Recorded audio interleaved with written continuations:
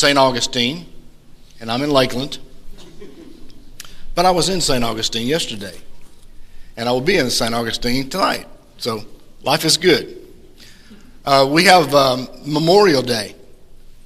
I have a smudge in my glasses. You don't mind while I clean my glasses. That's why we wear ties, incidentally. Tomorrow is Memorial Day.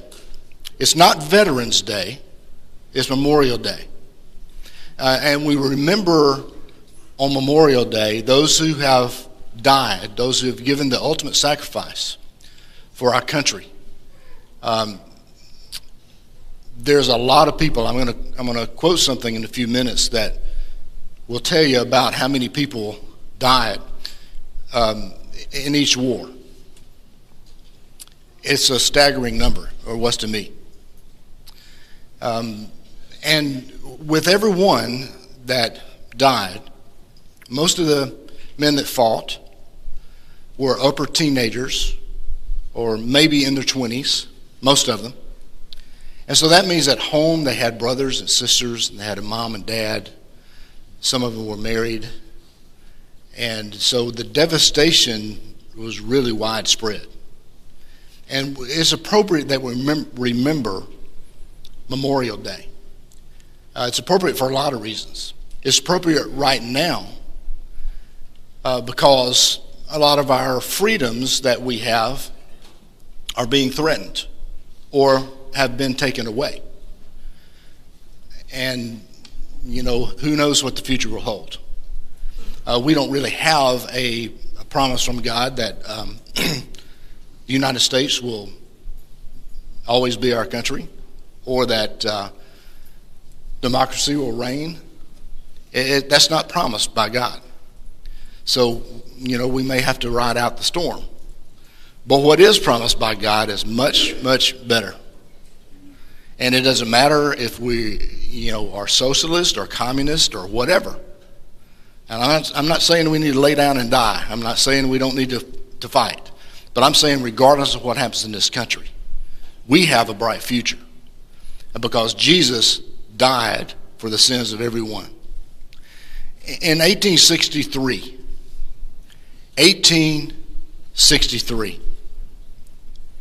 Columbus, Mississippi, after having decorated the two graves for her own sons, this lady went to two other graves that were on the outside skirts of the cemetery and decorated those graves too.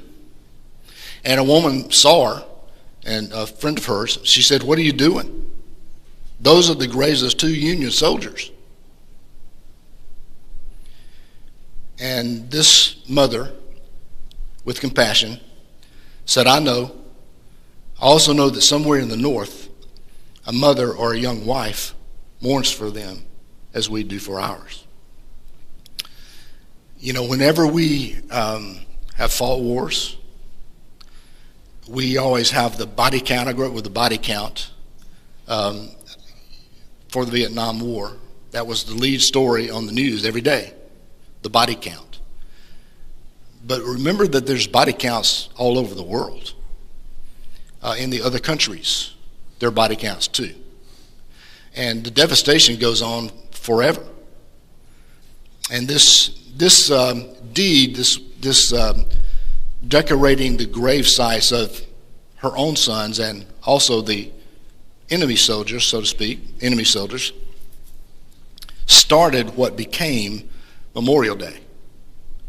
And now we have Memorial Day every year, and it's a set-aside time for thinking about what it's cost us or what it cost them for us to have our freedoms, to have our country. And we really should take the time to think about it. In the Revolutionary War, there were 25,324 people that died. In the Civil War, do you know how many people died in the Civil War? 498,332. all Americans fighting one another.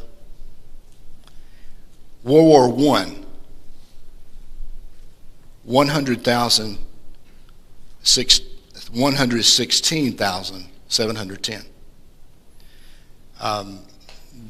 The loss of life in the Civil War is staggering compared to World War I, and you know how significant that war was. World War II, 407,316. The Korean War, 54,546. I'm letting you think about it because I'm going to now do the Vietnam War. How many people died in the Vietnam War from this country? Well, I'll have to tell you, I didn't know before I looked it up. 58,098. That is nearly the same number as died in the Korean War. But we hear very little about the Korean War and much more about the Vietnamese War. The first Gulf War, 293. And the Iraq War, 819. We've had wars since then.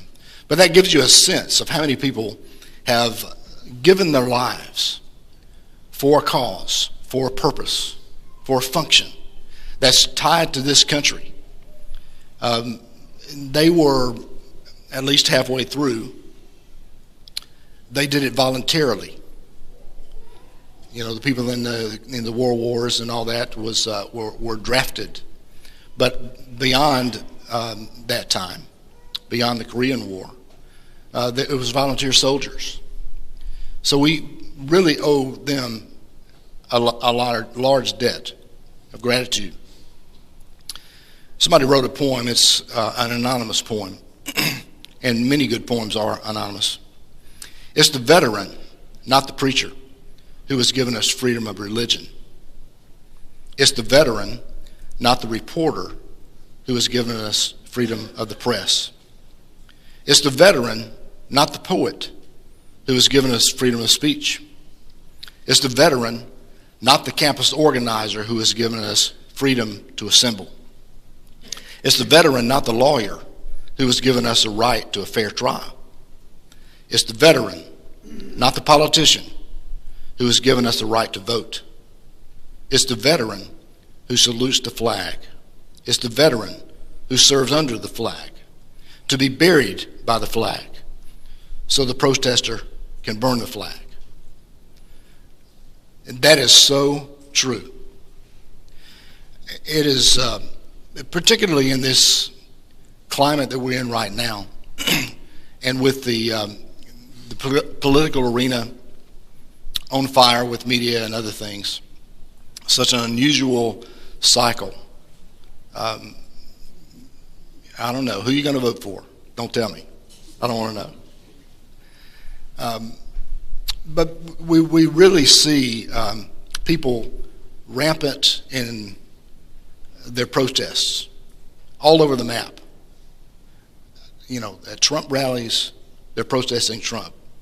At Clinton rallies, they're protesting Hillary Clinton. At Bernie Sanders rallies, you know, they're protesting Clinton and Trump. But who gave them the right to protest? And who gave them the right to be protected by the law? And you know, all the things that they're protesting, a lot of the things they're protesting they're protesting the very people or the very laws that gives them the right to protest. It doesn't really make sense. It just shows us that the world needs Jesus. I mean, Jesus is the fix for all the protests and all the, you know, it doesn't matter whether we are Democratic or Republican or run by a class of people that don't like the Democrats or Republicans. What matters is where we are with Christ. And what really matters is God will bless our nation, but not indefinitely. And when we stop serving Christ by and large and on the whole, then we have lost really the freedoms that we have possessed and hold dear to ourselves. So we're going to talk about Jesus, but not to diminish the sacrifices that all the veterans have made through the years, but to amplify. It's said in 1 Timothy chapter 3, verse 16, beyond all question, the mystery of godliness is great. He appeared in body, was vindicated by the Spirit, was seen by angels, was preached among the nations, was believed on in the world, and was taken up in glory. That's the gospel message in one single verse. Well, let's remember what it's saying there. Memory is such an important factor for us. God called a lot of people on a lot of occasions to remember. He had monuments built. He had stones gathered. He made tabernacles, and he instructed people to pass it along word by word. Because we need to remember. There's a real value to remembering. And it's a shame when people can't remember. I mean, it's a real shame. We struggle with Alzheimer's disease and dementia of various types because we regret the loss of memory. But to lose your memory voluntarily, that's unforgivable. And some of the things that we have experienced in this country, and some of the things we've experienced because of Jesus, God wants us to remember. Not to lock us in the past, not so that we'll live in the past, but so that we can gain the future. That's why Jesus died.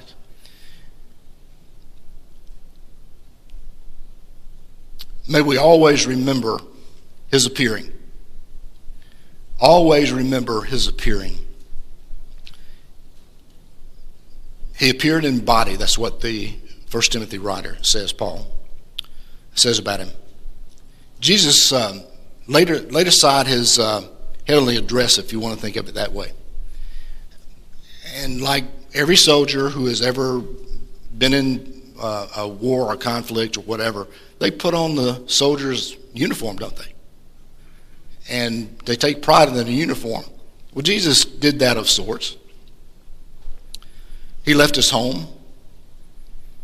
He had it all eternity. It's heaven, and it's perfect, but he left it. And he came and lived as a human, and not just any human, not a king or a president or a prince or something like that, but he went to the lowest of the low. He came as a child of a single mother. As far as the people around him were concerned, that's what he was.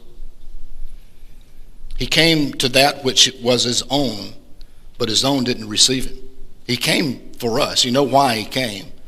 They didn't receive him. The Jews didn't receive him. Most of the Gentiles didn't receive him. And when he was at the cross, he was abandoned by nearly everyone. But he came anyway. He came with the intent that he was going to live his life. He was going to do what he was supposed to do. And he wasn't bitter about it. And he had a good attitude about it. But he sacrificed an awful lot. The Word became flesh, John 1:1.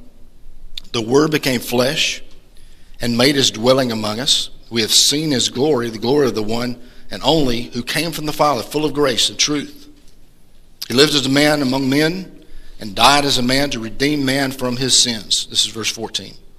May we never forget that Jesus is the Christ, and he was also a human and died a human in human flesh. And he laid aside his apparel. So when Jesus was in heaven, it was full of glory. It was bright, brilliant light. God resides in a brilliant light, unapproachable light. That's what the Bible tells us. Well, Jesus came to earth and he had to give up that apparel. He took on humankind. We need to remember always his appearance. We need to also remember his accomplishments. What did he do while he was here? What did he teach while he was here? Did he help anybody? When you follow Jesus, it's not an 8 to 5 job. It's a 24/7 job. And Jesus didn't really look at it like a job. He was just he was himself. He was compassionate. He was tireless. And he served people all the time. He came not to be served, but to serve others. In the 1 Timothy passage, the words are, he was vindicated by the Spirit, was seen by the angels, was preached among the nations, was believed on in the world. Those things were God really providing his vindication or his justification for Jesus. Remember the perfect service that he had. Remember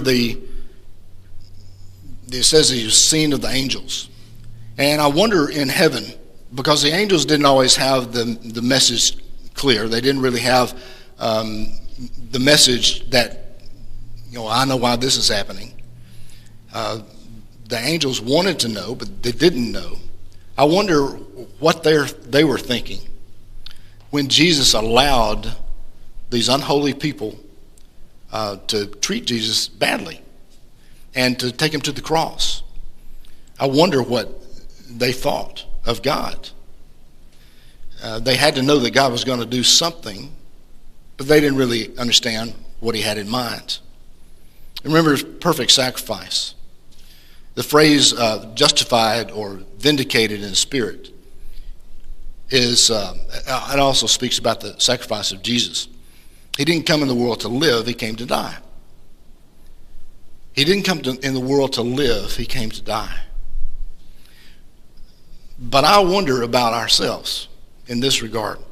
I wonder if we are planning on living, not planning on dying. We know that everybody dies. Everybody dies. But it seems like most of our emphasis seems to be on what life holds for us. What can I possess? What can I get? What can I do? And those things were not Jesus's priorities. I said that my wife and kids are in St. Augustine. Jesus didn't go to St. Augustine. He didn't see the sights over there because he came for a different reason. There's nothing wrong with going to St. Augustine, but I'm saying that we need to heighten our awareness of what is important and what is less important. And remember his perfect salvation. He was perfected in his service, and he was perfect in his sacrifice. But think about his salvation. Jesus came and proved that you could live the life that God intended. He preached it, and he lived in front of the people. He preached Matthew 5, 6, and 7, the Sermon on the Mount, and then he lived out those principles every day of his life. They tried to catch him in something that he said or did, but they never could catch him. Why couldn't they catch him? There wasn't anything to catch. He was perfect in his application. Perfect in salvation. He died a sinless man to bring grace to the world. His salvation is powerful. It's the most powerful thing there is. Romans 1:16 says that Paul regarded the gospel in high esteem because it's the power of God for salvation. Jesus came and lived it, and he taught it, and he offered it to us. I mean, that's incredible. He offered it to us. Thank God that he is in the saving business. And then thirdly, we need to remember his ascension. When Jesus died That was a tragic death. Confused the apostles and the followers that he had. And they buried him. And he was resurrected on the third day. Well, we know that. We can say that. And we're confident in it. But you read through the apostles' reactions. They were not nearly as confident in the resurrection as we are. But he was resurrected, and he appeared to some one at a time, some in a group, and he found them, most of them, in an upper room apartment one time. But he revealed himself to everyone that was followers of his. 500, it says, at one point, at one time, and then the others randomly. But he was patient. You know, I would have the tendency to say, I told you guys. I mean, I've been telling you guys for 3 years, and what were you doing? What were you thinking? And Peter, why did you not even know who I was? He could have gone on that way, but he didn't do any of that. He just appeared, and he told them about the kingdom, explained some things that they didn't understand. He revealed his knowledge to them so they could start putting the scriptures together. He spent 40 days talking to the apostles about the kingdom. There's a reason why he was up here for 40 days. He could have zapped and they would have had all the memory, but he spent the time to invest more time with the apostles than with followers. But his ascension was astounding. The apostles were standing there talking to him, and he starts lifting off the ground. That's pretty magical, isn't it? But he didn't stop. We have some levitation artists in our country these days, and it's pretty astounding. I don't do levitation. I don't know any of you do. Maybe you do. I want to see it. But these guys that I see on television levitate off the ground, maybe a foot, but they come back.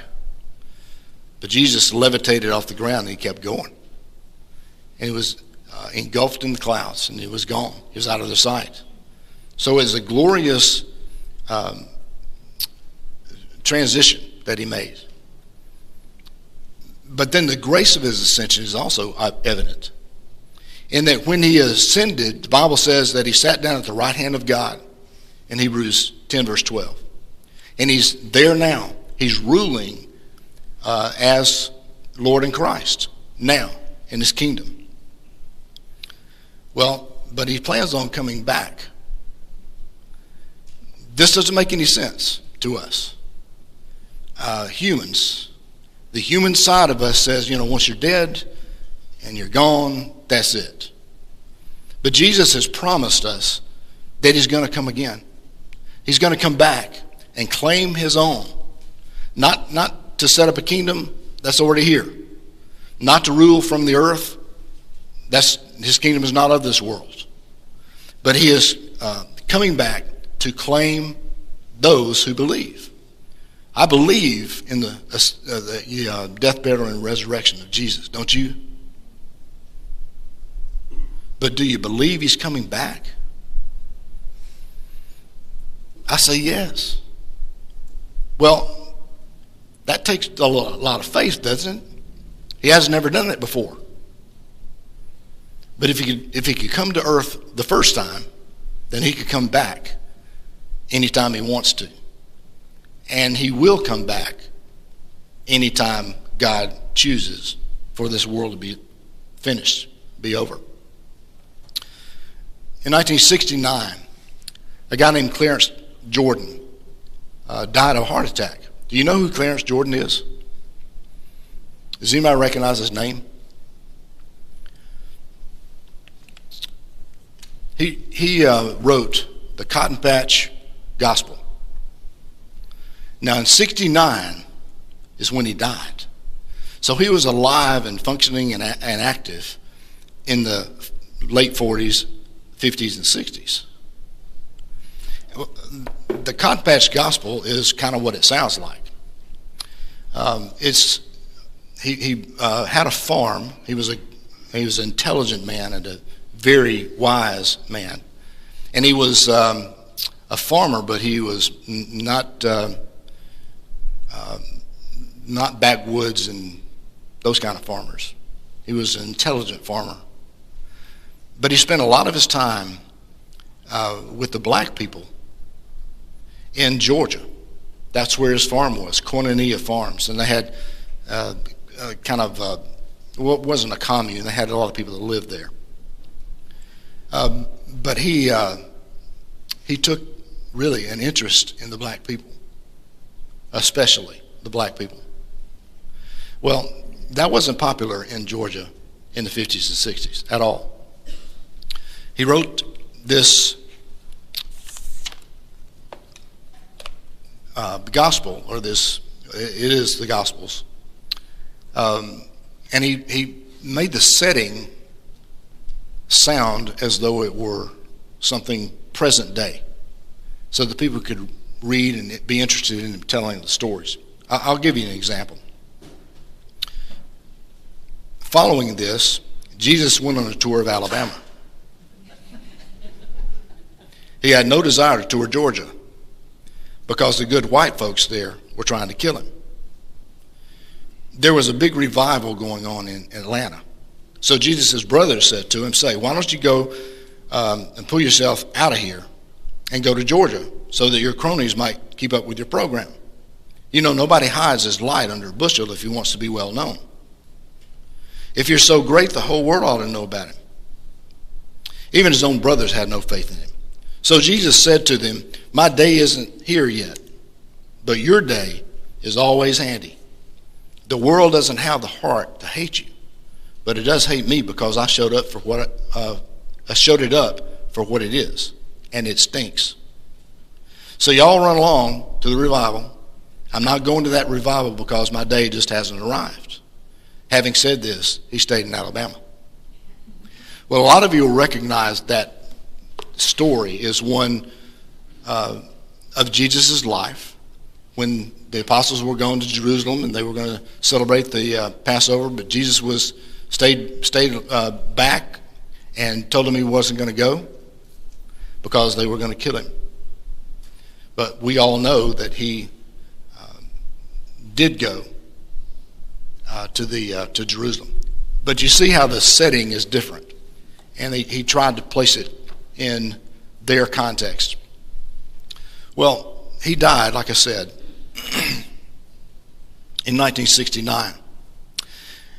And because of his work and because of his efforts to reach people, and so many of them were black at the time, he didn't get much help out of the local coroner or undertakers, or they didn't want anything to do with him. And so when he died, he was buried. It put him in a plain cedar box, and he was buried at his farm. Well, just after the casket was lowered into the ground and the grave was filled, something kind of unexpected happened. There's a man named Fuller, who is the founder, Millard Fuller, who is the founder of, I'll get it out in just a second, Habitat for Humanity. He was a friend of Jordan's, and he presided at the funeral. Well, then Fuller's 2-year-old daughter was present, and she stepped up when it was silent. She stepped up and started to sing the only song she knew, I guess probably any 2-year-old knows. Happy birthday to you. Happy birthday to you. Happy birthday, dear Clarence. Happy birthday to you. Well, that didn't make any sense. You know, that's what she knew, and that's what she sang. But I wonder if it's so out of place after all when you think about it. It's a birthday of sorts because death's not an ending, but it's the beginning. It's the beginning of our life. It's the beginning of real life. This life just prepares us for the next one. And so when we think of our dead, both the veterans that we are memorializing tomorrow or our own death, we need to think of it in a different framework. We need to think of it sort of like it's our birthday. It's an amazing future that still awaits all of us, everyone who is faithful to Jesus Christ. But it won't be so great for those that don't hold Jesus up. It won't be a great day. It won't be a birthday. It won't be a surprise. It won't be a happy time for people who are not prepared.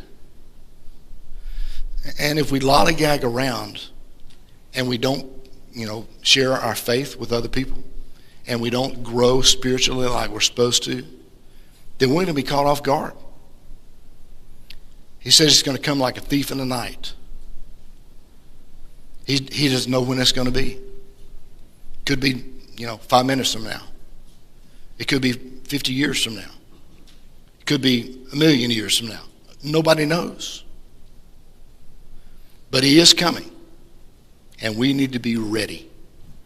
So if you are not ready, if you don't think you're ready, or if you want somebody to pray with you and to, I know we've got a lot of people that have hard times right now. And you struggle with this and struggle with that, and some are just swimming enough to keep your nose above the water. If you'll come and let us know those problems, Jesus is the answer. Please come as we stand and sing.